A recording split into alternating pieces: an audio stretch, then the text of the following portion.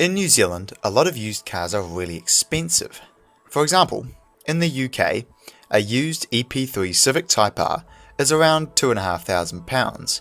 Over here, average ones go for over $15,000, the equivalent of about £8,000. As a result, getting into the performance car market can be quite difficult if you're just starting out or strapped for cash.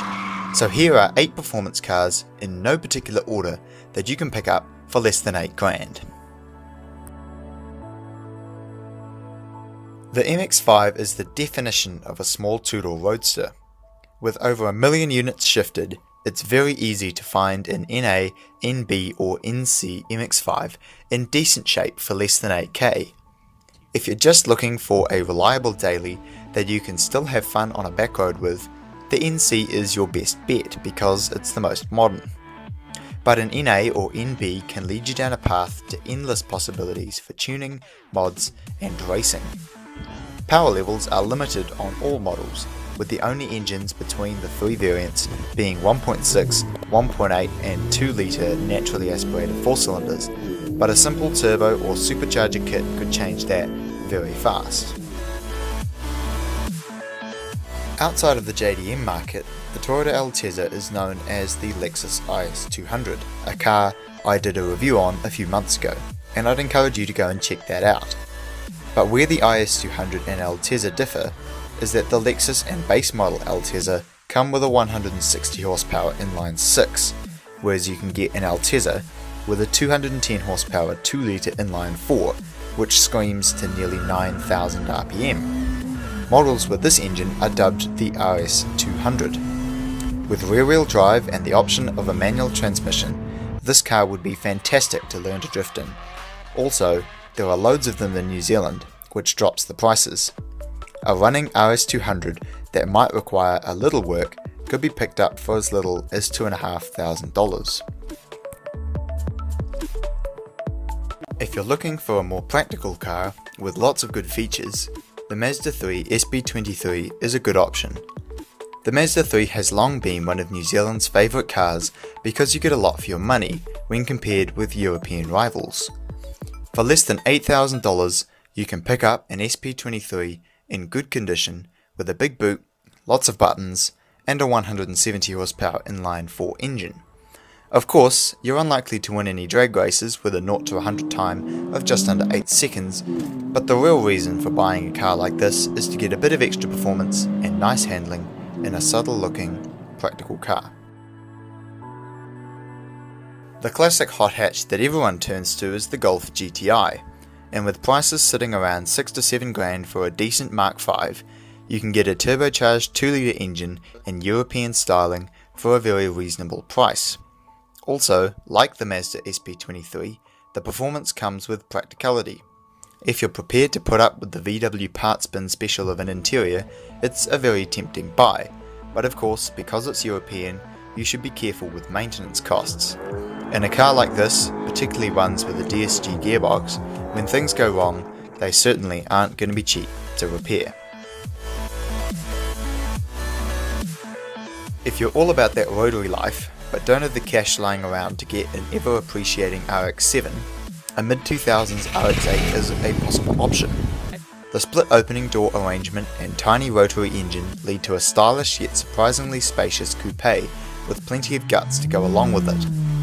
With rear-wheel drive, a manual transmission and a great chassis, it's an awesome car to drive, but sadly not to own. I really wouldn't recommend owning a rotary as your first car unless you really know what you're doing because they burn through a whole lot of petrol as well as oil, and Apex Seal reliability figures aren't too flash. However, if you can see through the faults, it's still a really awesome car. To be honest, you're probably going to struggle to find one of these for less than $8,000, but that's not to say it's impossible.